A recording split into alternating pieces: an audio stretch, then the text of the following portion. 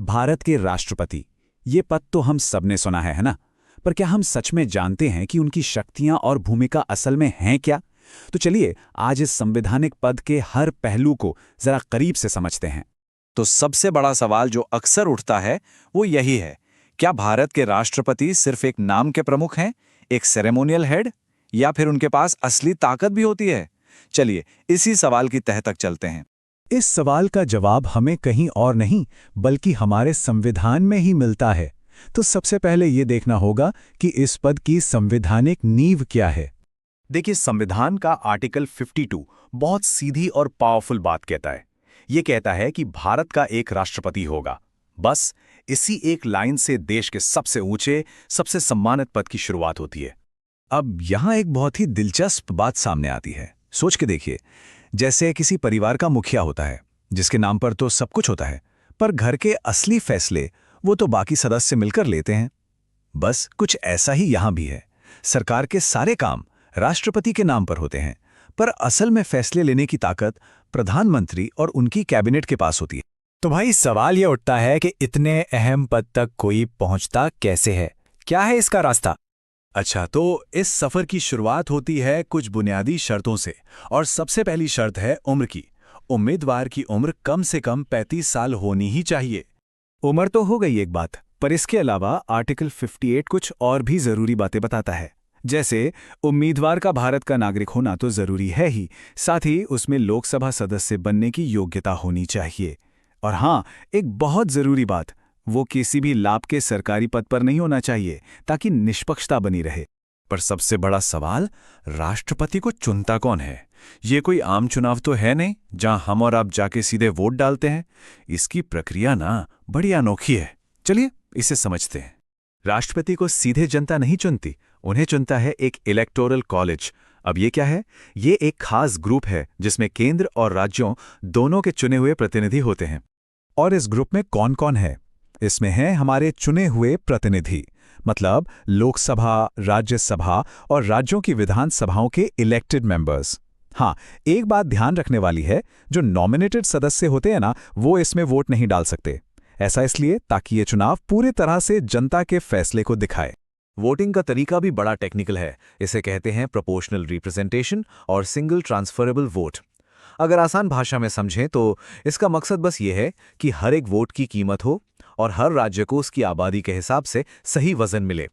और मान लीजिए इस पूरे चुनाव में कोई विवाद हो जाए तो इसकी भी व्यवस्था है। हमारे संविधान ने साफ कर दिया है कि आखिरी फैसला सिर्फ और सिर्फ सुप्रीम कोर्ट का ही होगा, कोई और नहीं। तो चलिए, चुनाव हो गए, देश को नए राष्ट्रपति मिल गए। अब देखते हैं कि पद पर आने के बाद उनकी जिम्मेदारियां और शक्तियां क्या-क्या हैं। राष्ट्रपति का कार्यकाल होता है पूरे 5 साल का। ये स्थिरता के लिए बहुत जरूरी है। सोचिए, सरकारें तो आती जाती रहती हैं, पर देश का मुखिया एक तय समय के लिए स्थिर रहता है। पद संभालने से ठीक पहले राष्ट्रपति एक बहुत ही अहम शपथ लेते हैं, और ये शपथ दिलाते हैं भारत के चीफ जस्टिस। इस शपथ का सार है संविधान की रक्षा करना। ये सिर्फ एक रस्म नहीं है, ये एक तरह का वचन है कि वो हमारे संविधान के सबसे बड़े गार्डियन होंगे। अब वैसे तो राष्ट्रपति को मंत्रिपरिषद की सलाह पर ही काम करना होता है, पर उनके पास कुछ बहुत ही खास शक्तियां भी हैं। जैसे प्रधानमंत्री और बाकी मंत्रियों को नियुक्त वही करते हैं। और एक बहुत बड़ी शक्ति है क्षमादान की, मतलब किसी की सजा को माफ करने या कम करने की ताकत, यहां तक कि मौत की सजा को भी। लेकिन एक सवाल मन में आता है, अगर संविधान का रक्षक ही संविधान को तोड़ने लगे तब क्या होगा? हमारे संविधान बनाने वालों ने, आप देखिए, कितना दूर का सोचा था। उन्होंने इसके लिए भी एक रास्ता बनाया है जिसे कहते हैं महाभियोग या इम्पीचमेंट। ये एक बहुत ही पावरफुल प्रोसेस है जो ये पक्का करती है कि कोई भी कानून से ऊपर नहीं है, राष्ट्रपति भी नहीं। पर हाँ, राष्ट्रपति को हटाना कोई बच्चों का खेल नहीं है। ये प्रक्रिया जानबूझकर बहुत मुश्किल बनाई गई है। संसद के दोनों सदनों में 2/3 जैसी स्पेशल मेजॉरिटी चाहिए होती है। ऐसा इसलिए ताकि कोई भी इसका राजनीतिक फायदा न उठा सके। और हाँ, देश का सर्वोच्च पद कभी खाली नहीं रह सकता। इसलिए यह भी नियम है कि अगर किसी भी वजह से राष्ट्रपति का पद खाली होता है तो 6 महीने के अंदर चुनाव करवाने ही होंगे, और उस बीच वाइस प्रेसिडेंट उनकी जिम्मेदारी संभालते हैं।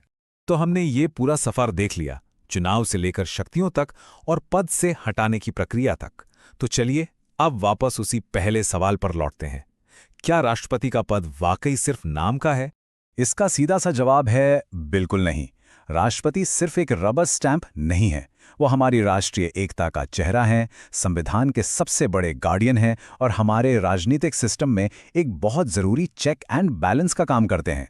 मतलब सरकार अपना काम करती है, फैसले लेती है, लेकिन राष्ट्रपति एक नजर रखते हैं कि सब कुछ संविधान के दायरे में हो रहा है या नहीं। ये एक तरह से हमारे लोकतंत्र का सेफ्टी वॉल्व है। और आखिर में एक सवाल जो हम सबके सोचने के लिए है, जैसे जैसे हमारा देश और हमारा समाज बदल रहा है, क्या भविष्य में राष्ट्रपति के पद की भूमिका और शक्तियां भी बदल सकती हैं? इस पर जरूर सोचिएगा।